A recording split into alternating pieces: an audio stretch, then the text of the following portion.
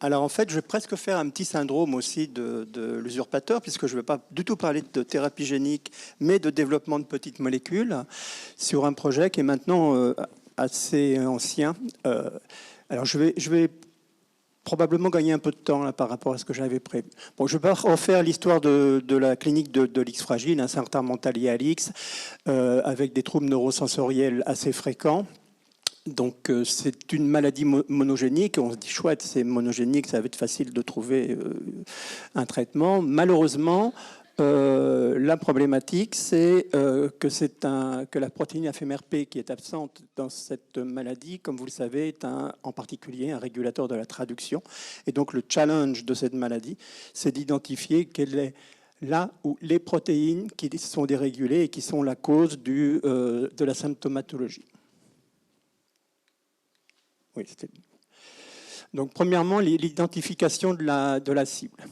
Alors, cette première partie, en fait, ça fait partie de ma première vie à Tours. Et en fait, c'est le travail que nous avions fait avec Frédéric Laumonier lors de sa thèse, où nous avions étudié un jeune patient qui présentait un autisme avec des troubles de la cognition et qui avait une translocation réciproque équilibrée entre le chromosome 9 et le chromosome 10. En fait, c'était l'époque où on commençait à essayer d'identifier des gènes par clonage positionnel sur des remaniements chromosomiques. Et dans cette translocation, nous avions montré que le gène KCNMA1 sur le chromosome 10 était rompu, que cela entraînait une diminution de 50% de la production de l'ARN, de 50% de la production de la protéine, et en fait la déduction était que nous avions un nombre diminué du nombre des canaux présents, mais qu'en revanche la protéine KCNM1 qui était produite était totalement normale, donc a priori les canaux qui étaient constitués devaient avoir une structure et une fonction normale. Alors ah non, je vais dans le mauvais sens. Je voulais gagner. Voilà. Donc déjà à l'époque, nous avions montré effectivement que cette diminution de la protéine KCM1 induisait une diminution par patch clamp de l'activité du canal BKCA, puisqu'en bas, vous avez le patient en courbe rouge et les témoins en courbe bleue. Et donc, il y avait un lien entre la déficience intellectuelle de ce sujet et l'hypofonction du canal BKCA. Alors, BKCA, c'est donc un canal potassique qui est stimulé par le calcium et les courants électriques, qui est très fortement exprimé dans le neurone et qui est connu en particulier, qui était connu à l'époque, et qui est toujours d'ailleurs connu comme un régulateur de la neurotransmission glutamatergique. Et donc BKCA joue un rôle fondamental dans l'excitabilité neuronale. Alors, je vais gagner un peu de temps. Voilà. En fait, l'identification et le caractère a priori sérieux, on va dire, de BKCA comme cible thérapeutique dans l'X fragile a comporté plusieurs étapes. Donc la première étape, c'était de montrer, c'est la translocation, que BKCA était impliqué dans des formes de retard mental. Ça, c'était la première chose. Ensuite, en 2008, l'IAO a fait une étude des protéines dérégulées dans l'X fragile et il disait que KCNM1 était la protéine la plus dérégulée dans le syndrome de l'X fragile. Et on a bien sûr tout de suite fait un lien entre les deux situations en se disant qu'il est probable que BKCA soit une bonne cible thérapeutique du syndrome de l'X fragile. En faisant la littérature, on est tombé sur les papiers de Higgins et al. Qui avaient mis en évidence dans une grande famille une mutation du gène céréblon qui est présente dans une famille de déficiences intellectuelles. Ensuite, Merrick Alors le programme, j'ai oublié de le dire, a commencé en 2009. Méric a publié une mutation du gène éphémérin où il montrait que la seule activité qui était perturbée par cette mutation était l'activité BKCA. Et on va revoir tout de suite. Nous avons également ensuite montré que chez les patients X fragiles, on avait bien une diminution de la protéine KCNM1. Juste parce que du coup, voilà. Donc, premièrement, BKCA est impliqué dans les retards mentaux. Ça, c'est l'observation que l'on a publiée avec Frédéric. Céréblon qui régule en particulier l'assemblage et la présentation à la membrane de BKCA donne des retards mentaux. La mutation de Méric montre que, à part la réduction de l'activité BKCA, toutes les autres anomalies qui ont été décrites ne sont pas retrouvées chez ce patient. Et donc, dernière chose, notre démonstration que la perte de FMRP amenait une décroissance, une diminution de la protéine KCNM1, donc sous-unité alpha du canal, et d'activité chez les FXS. Donc le dénominateur commun était la diminution de l'activité BKCA. Il était a priori assez légitime de penser que ce canal ionique était un bon candidat pour une thérapeutique. Donc l'approche que l'on a eue, c'est d'utiliser une molécule qui avait été développée dans les années 2000 par Bristol Myers Squibb, qui avait été abandonnée. L'indication, c'était neuroprotection dans l'AVC. Cette molécule avait été abandonnée, mais elle était allée jusqu'en phase 3. Et initialement, on avait pensé que c'était intéressant d'utiliser cette molécule plutôt que d'autres molécules dites ouvreuses de canaux BKCA. En fait, ce sont des molécules qui augmentent la probabilité d'ouverture du canal parce que, justement, elle était allée jusqu'en phase 3 et qu'elle était a priori réputée comme non toxique. Et donc, in vitro, sur le patient qu'on a étudié avec Frédéric, il avait été déjà montré que... Alors, il n'y a pas de flèche sur celui-là, c'est ça. En fait, sur le schéma d'en haut, vous avez le tracé noir, c'est les cellules témoins. Et en fait, vous voyez qu'on utilisait l'ibériotoxine, qui est un inhibiteur spécifique du canal BKCA, ce qui permet de dire que ce que l'on mesure, c'est bien l'activité du canal BKCA. Et à droite, vous avez le même tracé, mais pour le patient. Et on montre clairement qu'il y a bien une diminution de l'activité du canal BKCA. Donc, quand on utilise la molécule BMS chez ce patient, on va faire ça. Ici, vous avez la version sans traitement. Ici, vous avez les cellules du patient avec la molécule BMS. C'est bien un courant IBTX sensible, donc c'est bien le courant lié à BKCA. Et donc, si on représente cela de façon... Merci à toi.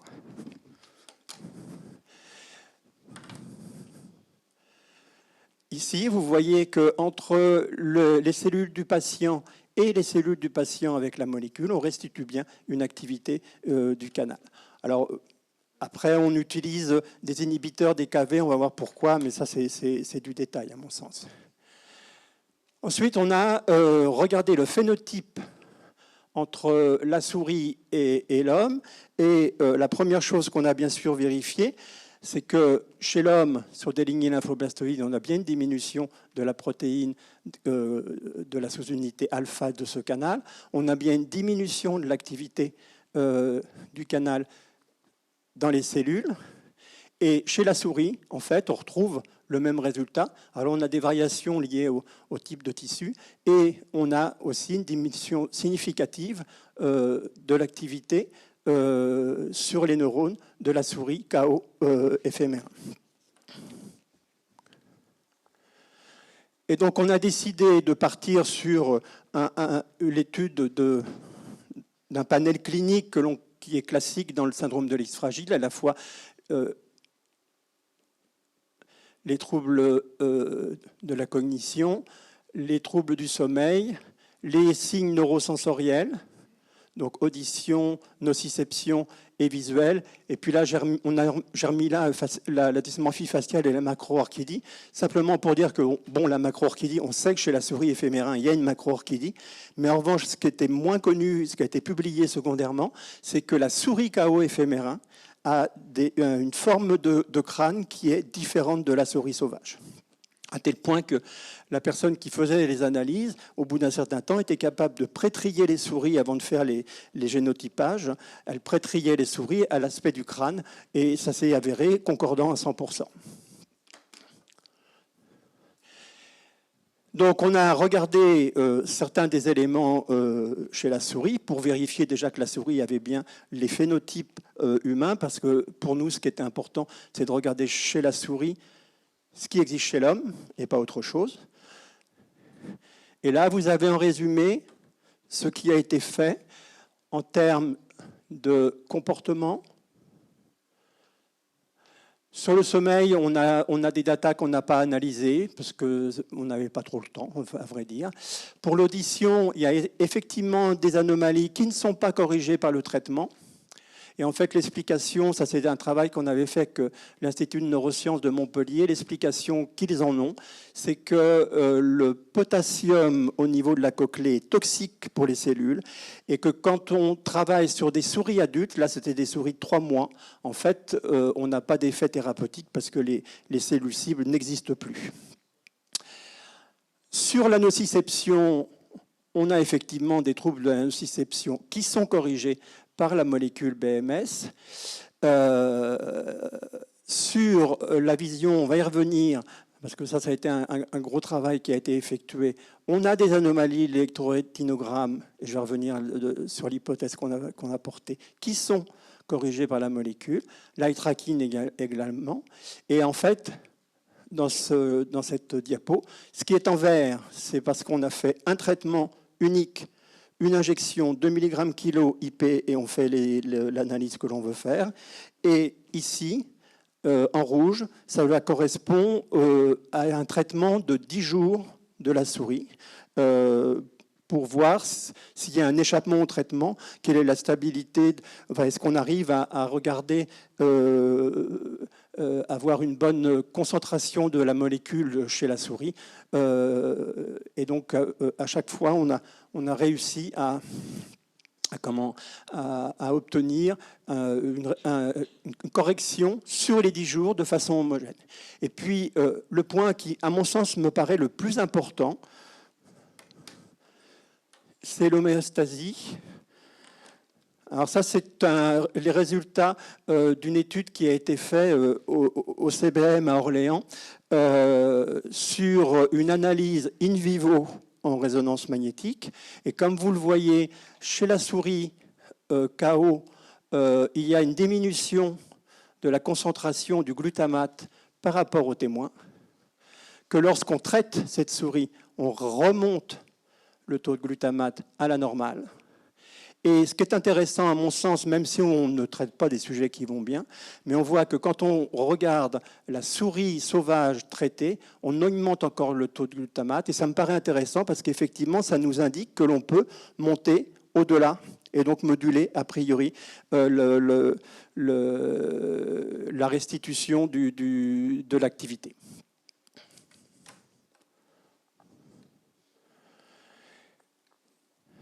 Alors, en fait, on était parti un peu comme des petits soldats en se disant c'est super, phase 3, BMS, toléré, etc. On était très contents parce qu'en plus, on avait réussi à obtenir tout le dossier réglementaire pré-essai clinique de BMS, après beaucoup de temps de négociation. Et puis, en reprenant malgré tout des analyses de toxicité, on s'est aperçu que, ça c'était connu, que en fait, BK et le BMS, la molécule BMS est spécifique de BK, mais à des concentrations données, et que si on augmente, on va induire l'activation d'autres canaux, et surtout, que des études de toxicité préclinique, en particulier hépatique chez l'animal, montrait qu'il y avait une possible toxicité avec la présence de métabolites réactifs. Et en fait, on a fait une interrogation de la FDA qui nous a dit, sur cette suspicion, cette molécule ne passera pas pour les autorisations thérapeutiques à long terme. Donc ce qu'on s'était dit, c'est on va imaginer de faire un essai clinique, preuve de concept avec la molécule BMS pour voir si ça marche chez l'homme. Et en parallèle, on a développé un programme de chimie qui est managé par Valentin Gribkov, qui en fait est la personne qui a inventé chez BMS la molécule qui nous intéressait. Et en fait, cet essai clinique preuve de concept devait avoir lieu le 1er avril 2020. Imaginez ce qui s'est passé. Tout était prêt, les autorisations, la galénique, les gélules, tout était prêt. Ça devait commencer le 1er avril, et donc on n'a pas pu bien sûr le faire. Et après, on a dépassé les dates limites et on a été obligé de tout jeter. Voilà. Donc on a manqué arrêter le projet à cause de ça, parce qu'évidemment, on a perdu beaucoup d'argent. Et en fait, en 2023, on a réussi à avoir une rallonge des investisseurs pour, en particulier, continuer ce programme de chimie, puisqu'il a été décidé qu'on n'allait pas faire la preuve de concept sur la molécule BMS, mais qu'en revanche, on allait foncer sur la chimie pour avoir des molécules qui n'ont pas les inconvénients de cette molécule. Et en fait, si je résume, on est parti, enfin les chimistes, puisque moi je ne suis pas chimiste, donc ils sont partis sur le squelette de cette molécule. In silico, ils ont généré plus de 1000 molécules. Ils en ont sorti, après analyse in silico, 150 qui ont été testés sur croisement avec d'autres canaux, solubilité, enfin tout ce qui est nécessaire pour une molécule qui tient la route. Tout à fait récemment, c'est-à-dire en juin, nous avions 2 molécules qui ressortaient du lot. Et en juin, lors du board de la biotech, on a choisi une des 2 molécules qui, là, est en train d'être avancée vers les essais cliniques. En fait, je vous résume ici tout ce qui a été fait, en particulier en comportement chez la souris, avec la première molécule et la deuxième molécule. J'ai enlevé les concentrations parce que ça devait rester confidentiel. Donc on a travaillé à la fois sur l'hyperactivité, l'anxiété, les stéréotypies, le nesting, l'agression, la cognition et la cognition sociale. Et en fait, les 2 molécules répondent de la même façon. Et ce qui est très intéressant, à mon sens, c'est que ces 2 molécules ont été testées sur le nouveau KO, le KO2, puisqu'il y a maintenant un nouveau KO éphémérin. La première molécule, nous, on l'avait testée avec le KO1. Et en fait, sur 2 modèles animaux différents, enfin, 2 techniques de modèles animaux différents, et 3 molécules, on a très exactement les mêmes résultats, ce qui nous rend relativement optimistes pour la suite. Donc voilà où on en est. Donc en fait, c'est même un peu retardé, puisqu'en fait, on va être vraiment là. Là, 2024, début 2024, ça va être tout ce qui touche la galénique, etc., qui va être commencé. Et donc, j'espère, s'il n'y a pas un autre Covid ou je ne sais pas quoi, que nous pourrions arriver un jour à faire un essai. On s'intéresse aussi aux chanélopathies directes, KCNMA1, puisqu'initialement, l'observation qu'on avait avec Frédéric, elle est restée solitaire pendant très longtemps. Et puis, entre autres, il y a une publication que vous aviez faite il y a quelques... Et qu'aux États-Unis, il y a des associations qui commencent à colliger les mutations KCNMA1. Et puis, le KV7, c'était du fait qu'on avait pas mal travaillé là-dessus sur la molécule BMS. Je suis moins convaincu, mais c'est pas moi qui décide tout. Alors ça, c'est 3 minutes. En fait, la problématique que l'on avait aussi, c'était qu'on pensait qu'on n'avait pas de bons marqueurs de suivi de la thérapeutique. Et c'est... en fait, on est parti de l'idée qu'il y a des neurones dans la rétine. l'X fragile est une maladie du neurone, donc c'est une hypothèse très simpliste, hein, mais donc il n'y a pas de raison que le RG soit normal chez les sujets X fragiles. Donc on a fait un travail chez la souris qui a montré qu'effectivement il y avait des anomalies, qu'il y avait des troubles de la vision des contrastes, et que tout ça a été traité par la molécule BMS. Et la problématique que l'on avait, c'est que pour faire des ERG chez les patients X fragiles, il fallait trouver une solution qui ne soit pas l'ERG classique. Et on a eu la chance de tomber sur ce matériel, qui est en fait un système portatif. L'électrode, elle est cutanée et pas sur l'œil. Il n'y a pas du tout on ne fait rien qui soit traumatisant, pas de gouttes dans l'œil, etc. C'est approuvé FDA. On a fait un autre test qui est un Léa test qui peut étudier le contraste. C'est très simple. C'est des petites affichettes dont on montre des figurines. On fait des mesures à 1, 3, 5 mètres. Le patient est là. Il y a un deuxième observateur qui est là pour prendre les résultats et surtout vérifier que lui voit bien les choses. Et en fait, tout ça nous a amené à montrer que chez les X fragiles, en ERG flash unique, on a bien une anomalie à la fois de l'onde A et de l'onde B. Ici, vous voyez. Ce qui est en rectangle, là, c'est la norme que donne l'appareil par rapport au sexe et à l'âge. Que sur les flickers, donc des trains de lumineux, on a bien une anomalie. C'est très exactement ce qu'on voit chez la souris. Qu'on a une anomalie de la vision des contrastes également, pas rentrer. De toute façon, c'est des données qui sont publiées maintenant. Et en fait, on a la même chose chez le patient initial, cassé les mains pures. Donc c'est une anomalie, en tout cas ici, qui est liée à l'anomalie de BKCA. Et en fait, ce travail est en cours de duplication par l'équipe de Randy Hagerman pour conforter nos résultats. Voilà.